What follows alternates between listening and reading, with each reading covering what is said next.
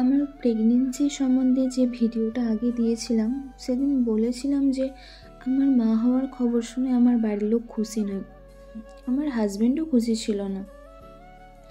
আসলে এর পিছনে কারণটা হলো, তোমরা তো জানোই আগের ভিডিওটাতে আমি বলেছি যে আমার মা নেই। আমার মা চলে যাওয়ার পরে আমি প্রচণ্ড ডিপ্রেশনে চলে যাই, যার কারণে আমাকে কন্টিনিউ 1.5 বছর ডিপ্রেশনের মেডিসিন নিতে হয়। আমি নিজেকে একদম সামলাতে পারছিলাম না। এত অল্প বয়সে আমার মায়ের চলে যাওয়াটা আমি মেনেই নিতে পারছিলাম না। তারপরে একটু রিকভার হতে আমার প্রেগনেন্সি আসে। আমার প্রেগনেন্সি এখন 8 মাস চলছে। প্রথম 5 মাস একটু ঠিকই ছিল, তারপর প্রেগনেন্সি 6 মাস পড়তে না পড়তে আমার আবার ডিপ্রেশন অ্যাংজাইটি প্রবলেমটা আসে। এমন হচ্ছিল যে আমি নিজেকে ঠিক রাখতে পারছিলাম না। তারপর আমাকে একজন সাইকিয়াট্রিস্টের কাছে নিয়ে যাওয়া হয় এবং এই অবস্থাতে সেভাবে কোনো মেডিসিন নেওয়া যায় না, সেটা তোমরাও জানো।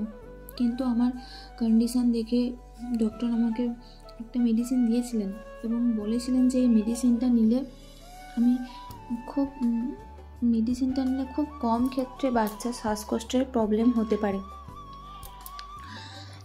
তাই মেডিসিনটা আমি নিতে চাইছিলাম না, কিন্তু মেডিসিনটা নেব না সেটা করলে আমার প্রচণ্ড কষ্ট হচ্ছে। মনে হচ্ছে নিজের ক্ষতি করি, সারাদিন মন খারাপ থাকে, কারোর সাথে কথা বলতে ভালো লাগে না, সব সময় অস্থিরতা লাগতো, কেমন একটা কষ্ট হতো। তাই বাধ্য হয়েই মেডিসিনটা নিতে হয়। কিন্তু আমার খুব কষ্ট হতো মেডিসিনটা নিতে। মনে হতো যে যদি আমার বাচ্চাটার কিছু হয়ে যায়, তোমরা দোয়া করো আমার বাচ্চাটা যেন সুস্থভাবে পৃথিবীতে আসে। আমি 1.5 মাস মতো ওষুধটা নিয়েছি, এখন অফ আছে, আগের থেকে একটু কম আছে। তাই একটু মনকে শক্ত করেই আছি।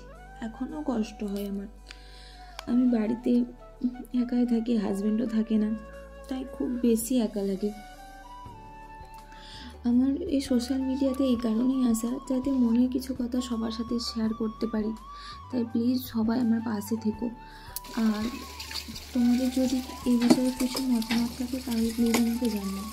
আর